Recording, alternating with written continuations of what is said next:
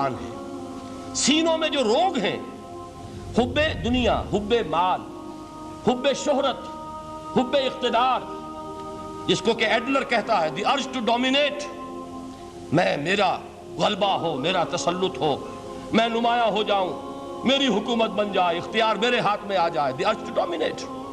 یہ ساری ارجز ہیں ہماری در حقیقت جس سے فساد رونما ہے۔ یہ حب مال ہے جس کی وجہ سے ہمارے اندر تنافس ہے۔ الہاکم التکاثر حتی زرتم المقابر، یہ کثرت اور بہتات کی طلب تمہیں غافل کیے رکھتی ہے یہاں تک کہ قبروں تک جا پہنچتے ہو۔ آنکھ انسان کی کھل نہیں پاتی، جس کے پاس 10 نسلوں کے لیے کھانے کو موجود ہے، اس کی بھی حرص جو ہے اور مزید کا لالچ جو ہے وہ ختم نہیں ہوتا۔ یہ چیزیں ہیں اصل روگ۔ ان دلوں کے روگوں کا اور سینوں کے اندر کے ان امراض کا علاج قرآن ہے۔ یا ایھا الناس قد جاءتکم موعظۃ من ربکم وشفاء لما فی الصدور۔ اب جب یہ دو چیزیں ہو جائیں گی، اب تیسرا لفظ ہے ہدن۔ ہدایت بیکار ہے جب تک دل میں گداز نہ ہو، ہدایت بیکار ہے جب تک کہ نیت درست نہ ہو۔ کوئی شخص بڑا عالم ہے لیکن اپنے علم کو اس نے ذریعہ بنایا ہے دنیا کمانے کا، تو در حقیقت یہ قرآن اس کے حق میں ہدایت نہیں ہے، اس کے حق میں عذاب خدا بندی کا ذریعہ بن رہا ہے۔ حضور نے خود فرمایا القرآن حجت لک او علیک، یہ قرآن یا تمہارے حق میں حجت ہے یا تمہارے خلاف حجت بنے گا قرآن کے قیامت کے دن۔ اس لیے کہ ایک شخص اس کو دنیا کمانے کا ذریعہ بنا رہا ہے، ایک شخص اس کو شہرت کے حصول کا ذریعہ بنا رہا ہے، ایک شخص علم کو ذریعہ بنا رہا ہے دنیا میں نمایاں ہونے کا، اپنی تعریف کا۔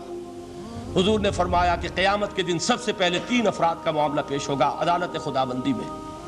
ایک وہ جو بڑا عالم سمجھا جاتا تھا، اس سے بڑا علم پھیلا۔ دوسرا وہ جو بہت صاحب ثروت تھا، اس نے بہت خیرات کے کاموں میں پیسہ لگایا۔ تیسرا وہ جو دنیا میں شہید سمجھا جاتا تھا کہ اللہ کی راہ میں جنگ کرتے ہوئے جان دے دی۔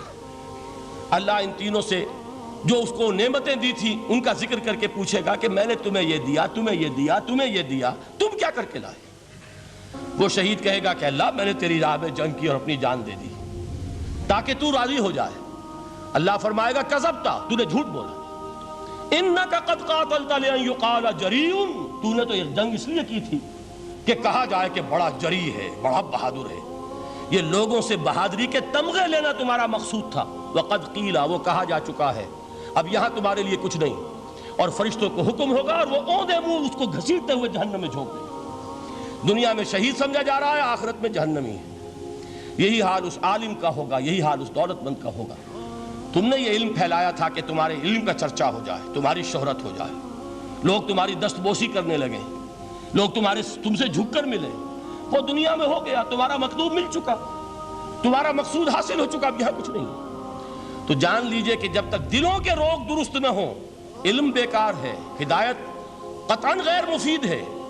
پہلے دلوں کا کرسٹ اترے، اس کی سختی دور ہو، یہ ہے موعظہ۔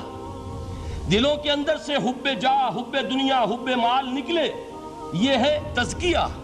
شفاء لما فی الصدور، اب ہدایت خدا بندی، اب راستہ آپ دیکھیں گے اور اس راستے پر چلیں گے۔